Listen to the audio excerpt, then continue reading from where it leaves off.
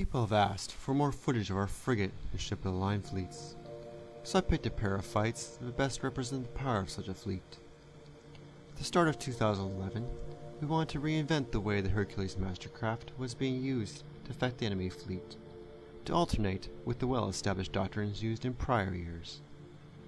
With the removal of the heavy-hitting rated ships and the overall buff to ship survivability, the usefulness of these doctrines had fallen by the wayside. We were keen on the path, just taking root in other nations, I suppose, but given that we didn't have a large pool of potential captains for each battle, and we didn't have to retrain each captain how to sail their individual ship, I wanted to push this concept to its limits right away. And I'd seen what a rare few captains were able to effect early after the release of Power and Prestige. So our fleet was based around two combat effective groups, a lighter skirmish group with good maneuverability, excellent debuffs, ample speed, and each ship sailed to the very limit, and a heavier, harder hitting ship of the line group. You have the Hercules Mastercraft, both in the high damage and high resist variants. The high resist version is good for baiting in the enemy fleet. It's nimble enough to bolster the main line where needed, and can provide the necessary debuffs to wear down the enemy ships for the kill. The high damage version is perfect for forcing the enemy fleet into unnecessary movement. And the proportion of high damage ships to high resist ships depends only on the map and the style of the battle likely to evolve. You have the Reason, decent maneuverability, generous armor, reasonable firepower, and enough crew to effectively repel most boarding attempts. And finally, you have the heavier ships on the line. Valiants, Wendens, the rare second or first rate. They're slow and require great finesse to maneuver, but they have a heavy enough gun deck to effectively push back all but the most coordinated of charges.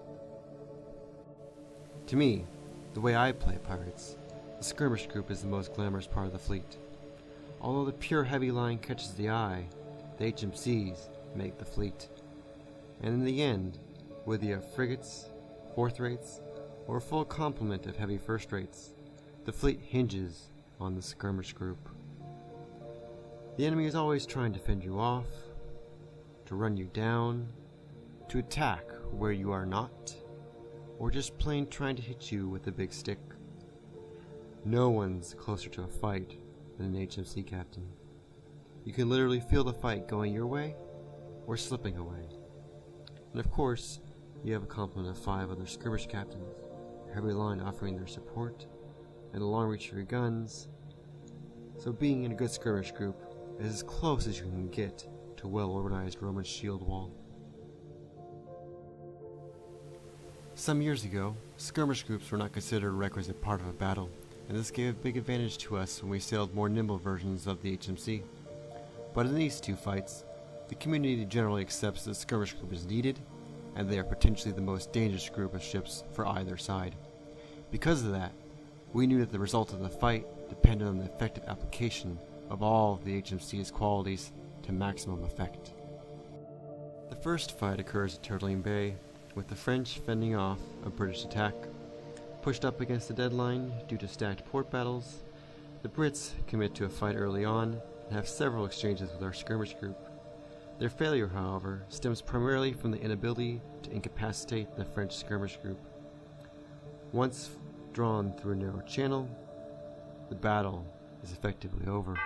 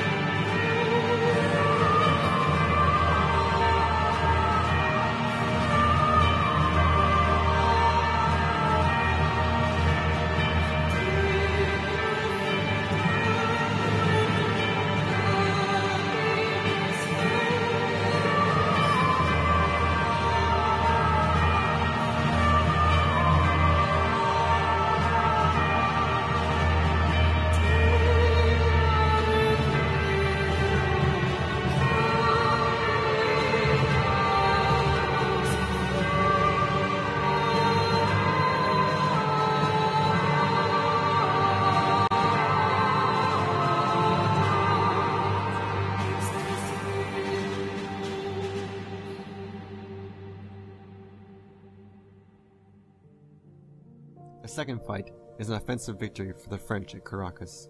Once more, the French skirmish group is able to force the British skirmish and heavy lines into positions they would rather not reside in.